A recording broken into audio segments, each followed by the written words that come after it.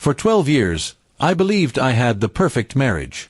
My wife, Claire, was thoughtful, kind, and always seemed loyal beyond doubt. We met in college, built our lives together from nothing, and eventually moved into a modest home in the suburbs. I worked long hours as an engineer, while Claire handled most of our day-to-day life, paying bills, handling mail, and managing our family car. I trusted her completely. There was never a reason not to. One morning, I came home early from work because a project got delayed. As I walked up the driveway, I noticed a white envelope tucked under the windshield wiper of Claire's car. It looked official, the kind of mail from a dealership or manufacturer. I placed it on the kitchen counter, assuming it was something routine. Claire was at her office, so I decided to open it, thinking it might be about a safety issue. The letter was from the car company, notifying the owner of a recall due to a faulty airbag. But what caught my attention was the name printed in bold, to Claire Reynolds and Matthew Hayes. I froze. My name wasn't Matthew Hayes. Claire had always been Claire Dawson after marriage. For a second, I thought it was a clerical mistake. But when I looked at the car's VIN number listed in the letter, it matched perfectly with our vehicle. Confused and uneasy, I decided to check the car's registration documents in the drawer where Claire kept all the papers. The registration had her name and another man's name, Matthew Hayes, listed as co-owners. My chest tightened as I read it again and again, hoping I was mistaken. How could there be another name tied to her car, one she drove every day to work? That night, I didn't confront her right away. I wanted to understand before I accused. So I searched the name online. It didn't take long. Matthew Hayes lived one town over and, from his social media, seemed very close with Claire. Pictures of work events and training sessions appeared, and in the background of several, I saw Claire smiling, her hand resting on his shoulder. The next morning, I acted like everything was normal.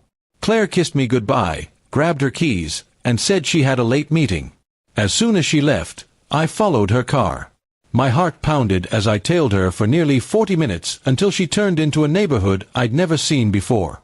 She parked outside a modest apartment complex, and then Matthew came out to greet her. He hugged her tightly before they both went inside. I sat in my car, gripping the steering wheel until my knuckles turned white. Every thought of the last decade played in my mind, the nights she claimed to be working late, the weekend she visited her mother, the moments I felt guilty for doubting her. I stayed parked there for an hour, watching through the window as the lights inside flickered on and off. I didn't need to see more. The truth was already clear. When Claire came home that night, I was waiting at the dining table with the recall letter in front of me. She paused the second she saw it. Her face went pale, and she didn't even try to act confused. "Where did you get that?" she asked softly. I didn't shout. I just asked who Matthew Hayes was. At first, she said he was a business associate. But when I mentioned the co-ownership and the address, her expression fell apart. Tears streamed down her face as she confessed. She had been seeing him for almost 3 years. It started as friendship, then something she couldn't stop. The car, she said, was a shared expense, since she used it for trips related to him. Her words sounded distant, like they belonged to someone else. I listened silently, realizing how blind I'd been. That night, I packed a small bag and left the house. I didn't slam doors or yell. I didn't ask for explanations anymore. I went to stay at my brother's place. Days turned into weeks. Claire sent long messages, begging for forgiveness, saying she had ended things with Matthew. But every time I read them, I remembered the look on her face when she got caught. Not sorrow, but fear of being exposed. Eventually, I filed for divorce. She didn't fight it. We sold the house and split what we had. The car, ironically, was repossessed after she failed to keep up payments. I didn't care about any of that.